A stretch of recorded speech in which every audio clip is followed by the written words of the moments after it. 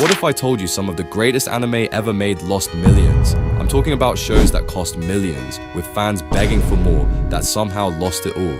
And no, this isn't clickbait. By the end of this video, you'll see why even geniuses in anime mess up big time. Anime is $1 billion industry, right? Studios throw cash at shows they think will explode, but sometimes even the best ideas crash harder than a mech suit with no pilot. Today, we're digging into the biggest anime flops, the ones critics loved, fans obsessed over, but that somehow lost studios a mountain of cash.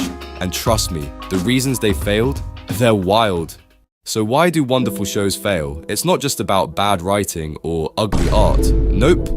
Occasionally, it's about terrible timing or studios betting on the wrong audience. Like, imagine spending $100 million on a show nobody asked for. Yeah, that's happened. Let's start with the biggest shocker, Cyberpunk Edgerunners. You know, the Netflix hit that everyone binged? Well, before it blew up, this show was a gamble. CD Projekt Red was reeling from the disaster that was the Cyberpunk 2077 game launch. The anime was their Hail Mary. But guess what? Early trailers got roasted, fans said the art looked cheap and the hype was dead. Studio Trigger basically worked in the dark, praying their gritty, neon-soaked story would stick. And when it dropped, silence for weeks. Then, boom, it became a sleeper hit. But here's the kicker, Netflix almost pulled funding mid-production because previews were so low. Imagine if they had, we'd never have gotten this masterpiece. But for every Edgerunners, there's a...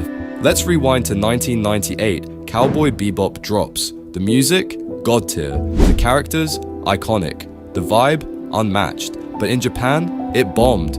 Ratings were so bad, they cut the episode count from 26 to 12. Why? Nobody got it.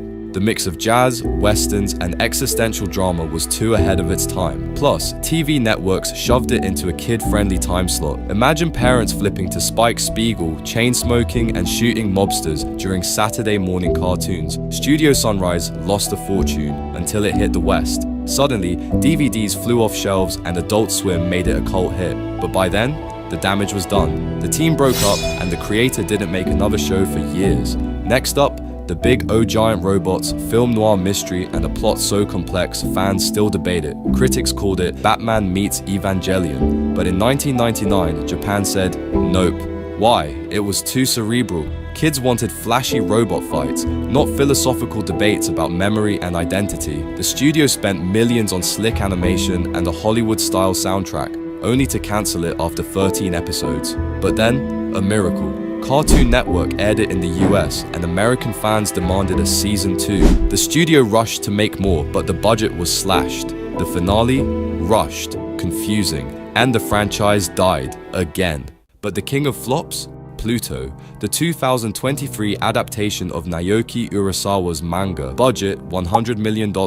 Hype, nuclear. It's a dark, gritty take on Astro Boy with themes about AI and war. Critics called it a masterpiece, but viewers, they ignored it. Why? Netflix buried it in their algorithm. No ads, no merchandise, nothing. The studio, M2, bet everything on awards buzz, but awards don't pay bills. Now, M2 is on the verge of bankruptcy, and Pluto? It's a ghost. A $100 million lesson. Talent means nothing without marketing. So what's the takeaway? Even genius fails. Studios get greedy. Algorithms backfire. But here's the twist. Many of these flops became legends later. Bebop is a classic. Edgerunners won an Emmy. Pluto might find its crowd in 10 years, so maybe failure isn't the end. It's just a costly detour. Subscribe.